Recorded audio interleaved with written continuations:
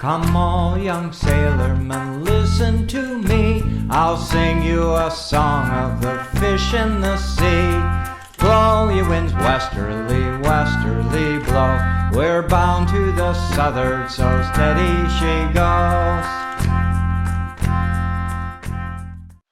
And again, there is this poetry contest. How many people have heard the rules on this contest? How many people have not heard the rules? Okay, I guess I'll read the rules again. The rules are, anybody can do this. It's got to be a maximum of 60 seconds long. Your poem has to include 3 colors, has to include 3 sounds, has to include 3 smells, has to include 1 voice. I don't know what that's about. And it's got to be about fishing. So those are your rules, and have at it after that. And we'll be doing that right after the 9 o'clock set. So I guess at 10 o'clock that will all start right here. Okay, our first performer is right out of Astoria, straight out of Astoria. He's a crabber. This is his own bio, I got to tell you. He's a crabber. He's a shrimper. He's a dishwasher. And he's working out of Astoria. Please welcome Rob Seitz.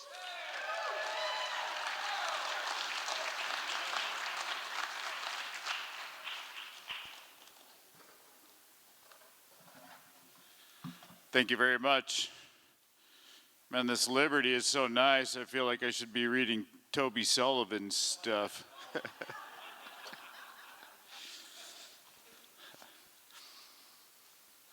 Okay, I wasn't going to do this one, but a couple people that weren't here last night showed up. So anyway, this is a poem about washing dishes for my wife at her seafood restaurant. I call it Dish Dog.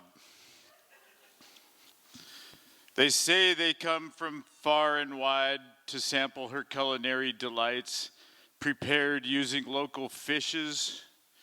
I say the reason they're lining up around the block is on account of my spotless, clean washed dishes. Wash, rinse, sanitize, repeat. Respected food critics and Yelpers heap praise on all her menu selections. I say it's just those 1,000 candle power plates blinding them to any flaw or imperfections. Wash, rinse, sanitize, repeat. I don't care if it's local and sustainably caught, or if the server was extra flirty. You ain't gonna be able to charge an arm and a leg if it comes on a plate that's dirty. Wash, rinse, sanitize, repeat.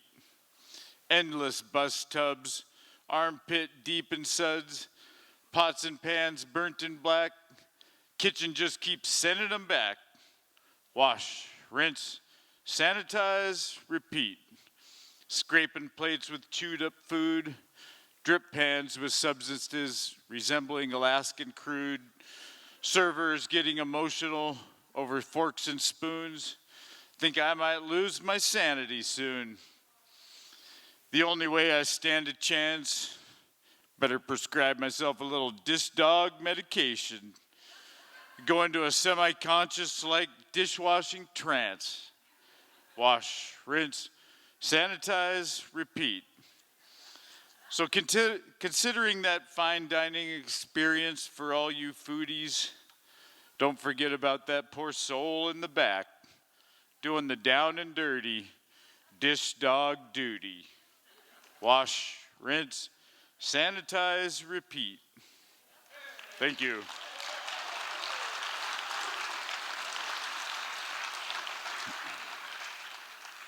Oh man, I set my timer on my phone to 15 minutes to make sure I would not go over or under, and I forgot to hit the button on it.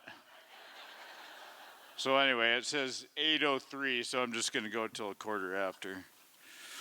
Okay, this one paint's cheap. So in fishing, there's a lot of things you can't control, like the weather and fish politics, all that stuff. And so I tend to deal with all the stuff I can't control by working on the stuff I can control. So this is about that. I call it paint's cheap. Paint's cheap. For $100 a can, you can turn the old new again. A 2-part epoxy facelift. One pass with the roller, blemishes and imperfections disappear. With the proper amount of prep work, dull and cracked will become smooth and shiny. Let the needle scaler chip away at the problem areas. When you're done painting, it's important to step back and admire your work. Take a minute to appreciate the freshly painted perfection of your net reel, say, because you know as soon as you use it, it will begin its slow path of degradation back to the state that caused you to paint it in the first place. But for that moment, let those things you can't control slip away, because maybe you can't change the weather or fishery politics, and maybe your bouts with optimism are less frequent these days. But right now, your net reel is flawless. Thank you.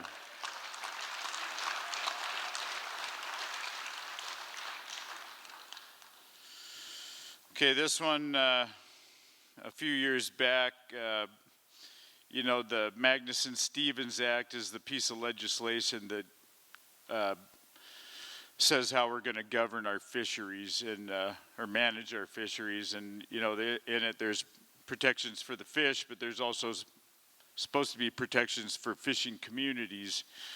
And so they were trying to define what a fishing community is. And so that's where I got the idea for this one. I call it my fishing community. If you make your busted knuckle living as a harvester of the sea, and a lifetime of staring at it through bloodshot eyes hasn't dulled the ocean's mystery, if you fish so as to protect the resource for fishers yet to be, and your code is to overlook disagreements on land until those in trouble have reached safety, if your opinions of others are not based on gender or race, but rather heart, brains, and ability, and the interaction of boat, crew, gear, weather, ocean, and fish is like a form of poetry.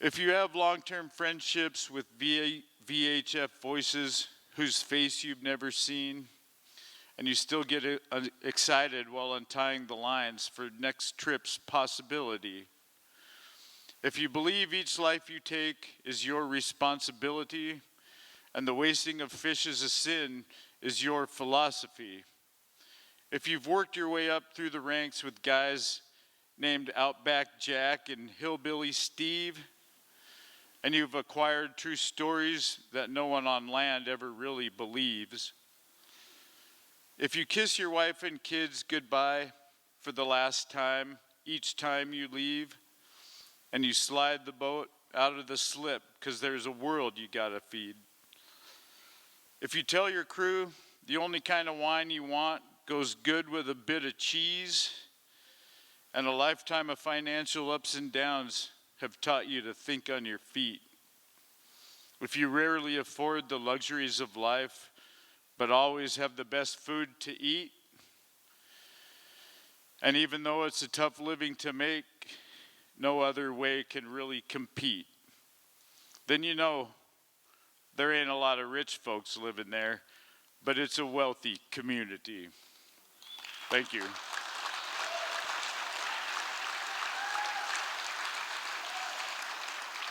That's the nice thing about poems. If you keep them short, you can get a lot of them in.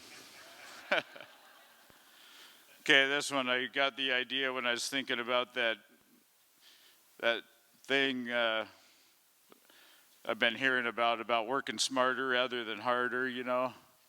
It sounds like a good idea, but it's a lot harder than, because you never know what's smart until you found out that it wasn't that smart. But you can always count on hard work, you know. So this one's called Work Ethic. When you find yourself in the middle of a bad luck streak and all the evidence suggests that you're about as charismatic as a fart in an elevator,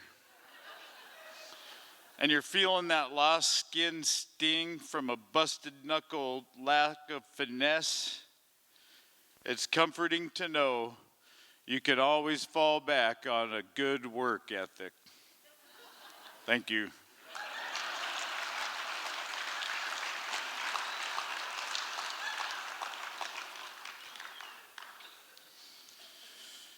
Okay, so I like writing poems about fish sometimes.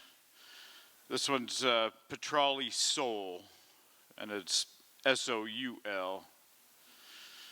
The exquisite Petrale soul is like the yin-yang sign of the sea. They have their dark, mysterious side, the other white as purity. They remind me that death creates life, and ugliness defines beauty. But when you cook them in olive oil and garlic, both sides taste the same to me. Thank you. Okay, this one I wrote for a friend of mine. Went to high school and college together, fished together. We were best friends for a long time. He was kind of like a canary in the coal mine for that opioid epidemic. He was an early casualty back in the early 2000s. I call this one Serenity at Sea. Jason was one of those guys who was safer out at sea. As soon as the hull described that first roll, a weight was visibly lifted. It was as if a fine mesh net was stretched between the tips of the jetties, through which his demons could not pass. So they'd wait there patiently for him to return. At sea, he worked hard, ate well, worked harder. Friendship came easy like it did when we were kids. Eventually, though, the inevitable always happened. The bow would swing towards town, that look would come back to his eyes, and his shoulder muscles would tighten as he prepared himself for battle. Thank you.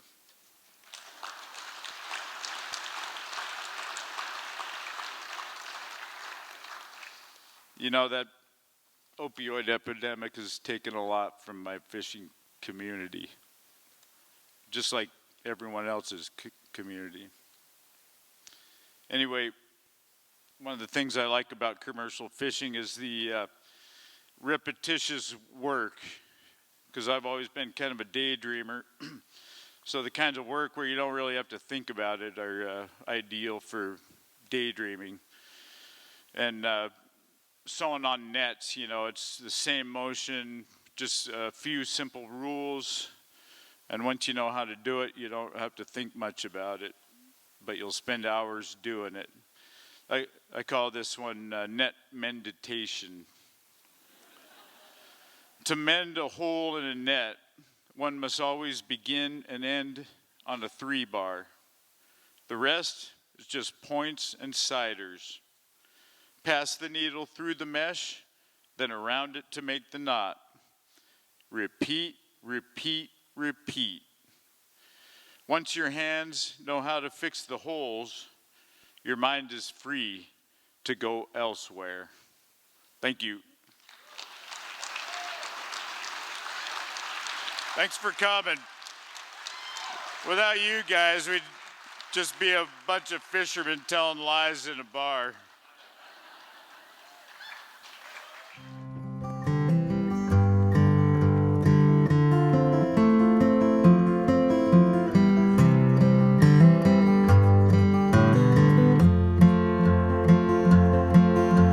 The fire burns bright in the farmhouse. this fireplace.